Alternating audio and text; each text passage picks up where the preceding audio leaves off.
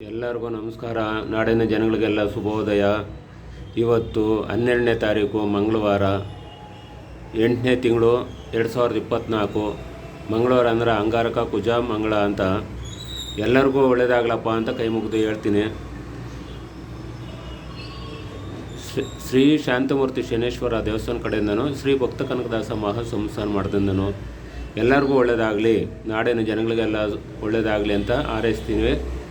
ಏನಪ್ಪ, ಮಂಗಳ ಅಂದರೆ ಮಂಗಳ ಕಾರ್ಯ ಮಾಡ್ತಾನೆ, ಅಂಗಾರಕ ಅಂದರೆ ಗಾಯ ಉಂಡು ಮಾಡ್ತಾನೆ, ಗಾಯಗಳೆಲ್ಲ ವಾಸಿ ಆಯ್ತವೆ. ಕುಜ ಅಂದರೆ ಕುಬೇರನಿಗೆ ಹತ್ರ ಇರೋನು, ತುಂಬ ಶ್ರೇಷ್ಠ ಈ ಭಗವಂತ. ಎಲ್ಲರಿಗೂ ಒಳ್ಳೆಯದಾಗಲಿ ಅಂತ ಹಾರೈಸ್ತೀವಿ. ನಾಡಿನ ಜನಗಳಿಗೆಲ್ಲ ಒಳ್ಳೆಯದಾಗಲಿ. ಪ್ರತಿಯೊಬ್ಬ ಮನುಷ್ಯನು ತೊಂದರೆ ತಾಪತ್ರೆನೋ ಇಟ್ಕೋಬಾರ್ದು.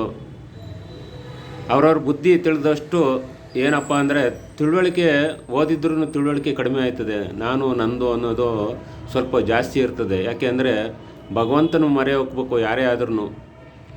ನಂದಲ್ಲಪ್ಪ ನಿಂದು ಅಂದರೆ ಯಾವ ರೋಗನೂ ಬರೋದಿಲ್ಲ, ಯಾವ ದ್ವೇಷನೂ ಬರೋದಿಲ್ಲ, ಯಾವುದೂ ಇರೋದಿಲ್ಲ. ಅವ್ರವ್ರ ಪಾಡ್ಗೆ ಅವ್ರು ಕೆಲಸ ಮಾಡ್ಕೊಂಡು ಜೀವನ ಮಾಡ್ಕೊಂಡು ಹೊಂಟೋಗ್ಬೋದು. ಸಾಲ ಮಾಡಿದ್ರು ಅಷ್ಟೇ, ಏನೋ ಅಂದರೆ ಆಯ್ತಪ್ಪ ಅಂದರೆ ಮುಗಿದೋಯ್ತು. ಅದಕ್ಕೆ ನಮ್ಮ ಬುದ್ಧಿ ತಿಳುವಳಿಕೆ ಯಾವುದೂ ಇಲ್ಲ. ನಾನೆಲ್ಲ ನೀನಂತ ಹೋದರೆ ಎಲ್ಲರಿಗೂ ದಾರಿ ಬಿಟ್ಕೊಡ್ತಾನೆ ಭಗವಂತ. ಆ ಉದ್ದೇಶಕ್ಕೆ ಎಲ್ಲರೂ ಇದು ಮಾಡ್ಕೊಂಡು ಇದಾಗ್ಲಪ್ಪ. ಆಮೇಲೆ ನಮ್ಮ ದೇವಸ್ಥಾನ ಮುಖಾಂತರ ಶನಿದೇವ್ರಿಗೆ ನಾನು ಹೇಳೋದು ಏನಂದರೆ, ಎಲ್ಲರಿಗೂ ಒಳ್ಳೇದಾಗಲಿ, ಪ್ರತಿಯೊಬ್ಬ ಮನುಷ್ಯನಿಗೂ ಒಳ್ಳೇದು ಮಾಡಪ್ಪ ಅಂತ ನಾನು ಕೇಳ್ತಾ ಇರ್ತೀನಿ.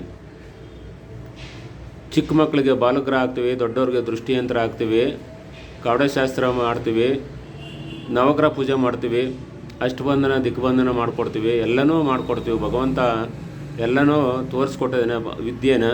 ಆ ಭಗವಂತನ ಅನುಗ್ರಹದಿಂದ ನಾವು ಇಷ್ಟು ಕೆಲಸ ಮಾಡಬಲ್ವಿ. ಅವನಿಲ್ದೇ ನಾವೇನೂ ಇಲ್ಲ.